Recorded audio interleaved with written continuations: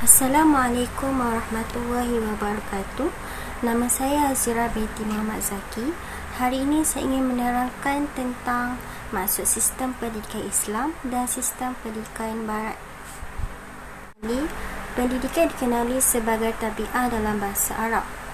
Perkataan ini berasal daripada kata kerja yang bermaksud tumbuh, berkembang dan memelihara. Oleh itu, pendidikan dalam bahasa Arab disebutkan sebagai tabi'ah pada asalnya, yang membawa makna pertumbuhan, perkembangan dan ketinggian. Menurut Al-Baidawi, tabi'ah bermaksud menyampaikan sesuatu secara tahap demi tahap untuk menuju kesempurnaan. Dalam bahasa Arab ada beberapa istilah yang digunakan untuk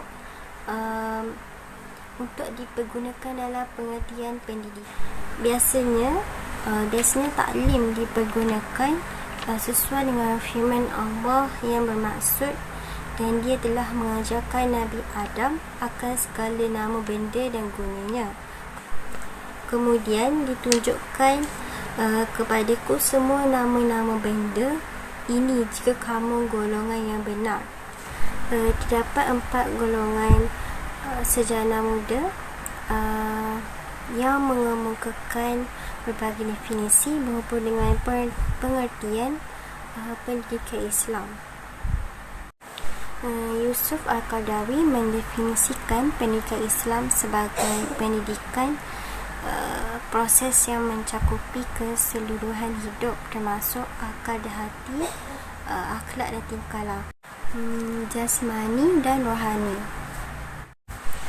Menurut golongan sarjana muda yang kedua, iaitu At-Tamimi, pendidikan bermaksud suatu proses yang mampu memperbaiki kehidupan dan mewujudkan keseimbangan peribadi seorang insan.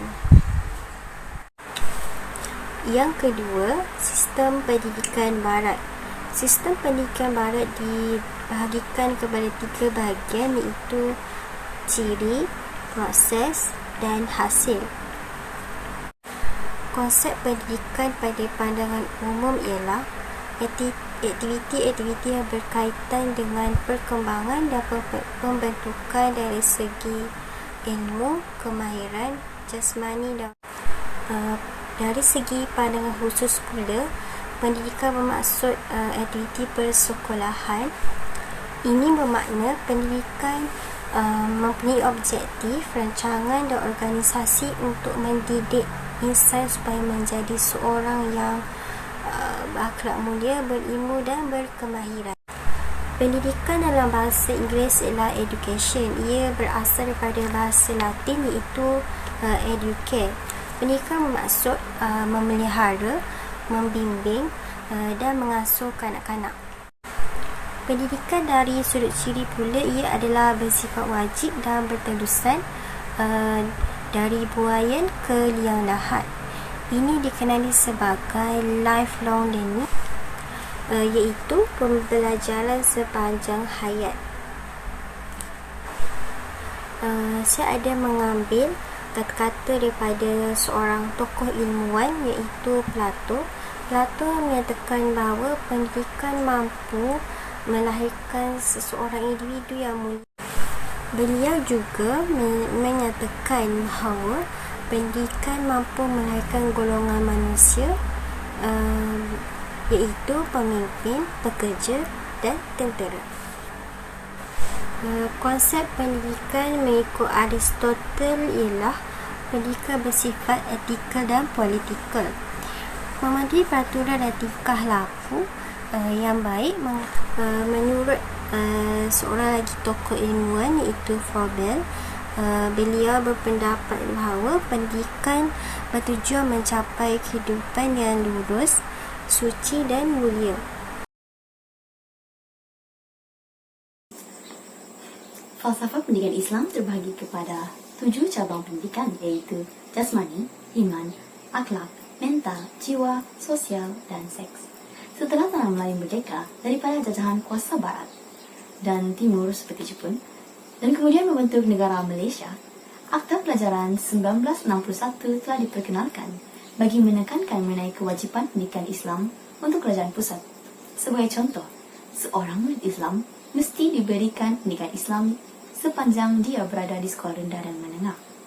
Implikasi daripada Akta Pelajaran 1961 ialah mewujudkan pengetahuan agama Islam dalam kurikulum pendidikan sekolah.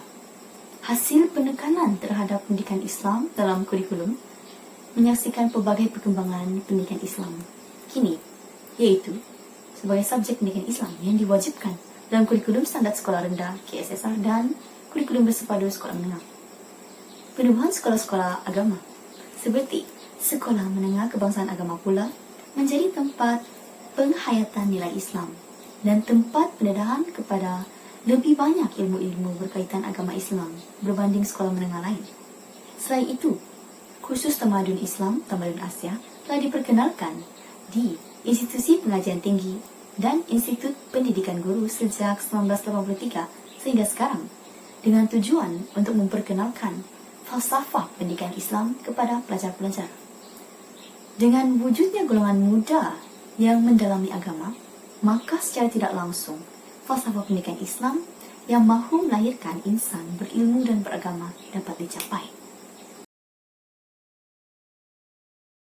Falsafah Barat pula terbahagi kepada dua bahagian, iaitu falsafah pendidikan tradisional Barat yang berpendapat bahawa matlamat itu sesuatu perkara di luar kaulan seorang individu, dan falsafah pendidikan moden Barat yang menyuarakan bahawa individu berkemampuan untuk menentukan matlamat dan kaedah untuk mencapai matlamat tersebut. Oleh itu, pelaksanaan falsafah pendidikan moden Barat mempunyai implikasi yang banyak dari segi kurikulum berbanding falsafah pendidikan tradisional Barat, kerana kaedah pengajaran bagi falsafah pendidikan moden Barat lebih bersifat praktikal di Malaysia untuk melahirkan individu yang kreatif dan kritis dalam pemikiran. Dari segi kurikulum, mazhab progresivisme menekankan pembelajaran induktif yang memerlukan penerangan seorang guru tanpa memerlukan teori. Kurikulum mazhab progresivisme memberi murid kebebasan memilih subjek atau aliran mengikut minat mereka. Sebagai contoh, penerapan kurikulum Malaysia kepada pelajar tingkatan 4 agar mereka dapat memilih antara aliran sains, student, agama, sastra, perdagangan, geografi, seni dan vocational. Mazhab rekonstruktivisme pula menekankan teknik perbincangan dan pemikiran kreatif dan kritis dalam menyelesaikan masalah. Kurikulum mazhab rekonstruktivisme ini mengasaskan corak budaya baharu serta menghapuskan gejala sosial. Dengan itu, KSSR dilaksanakan sebagai tunjang kurikulum kemanusiaan dan kerohanian bagi melahirkan manusia yang seimbang dan harmonis dalam aspek sosial. Lagi sekali, mazhab eksistensialisme yang menekankan bahawa realiti itu merupakan suatu perkara yang bersifat subjektif, lalu bergantung kepada seseorang individu itu untuk mentafsirkannya. Tidak ada kurikulum khusus bagi subjek ini kerana mereka percaya bahawa murid-murid bertanggungjawab sepenuhnya ke atas pendidikan diri sendiri. Namun begitu, terdapat beberapa mata pelajaran yang dianggap relevan seperti pendidikan seni, kesusastraan, dan drama. Perbezaan pendidikan Islam dan Barat merangkumi 4 bahagian, iaitu konsep, matlamat, sumber dan kepentingan belajar. Bagi perbezaan konsep, Barat tidak mengaitkan dengan pendidikan dengan pahala dan dosa. Bagi mereka, ilmu itu bebas daripada nilai, manakala Islam pula mengaitkan pendidikan dengan pahala dan dosa dan percaya bahawa ilmu dan akhlak yang mulia merupakan unsur dalam pendidikan Islam. Bagi perbezaan matlamat, Barat berpendapat bahawa hidup sejahtera semaksimal yang mungkin di dunia sebagai warga negara ataupun warga masyarakat. Manakala bagi pendapat Islam ialah untuk mewujudkan insan yang kamil dan insan yang sempurna yang pembentukannya memerlukan sepanjang hidup. Bagi perbezaan sumber, Barat menggunakan akal dan pengalaman dalam memperolehi ilmu, manakala Islam pula mendapatkan ilmu daripada wahyu, ijtihad ulama dan juga sunnah Rasul. Bagi perbezaan yang terakhir iaitu kepentingan belajar. Barat berpendapat bahawa belajar hanyalah untuk kepentingan di dunia sekarang dan di sini.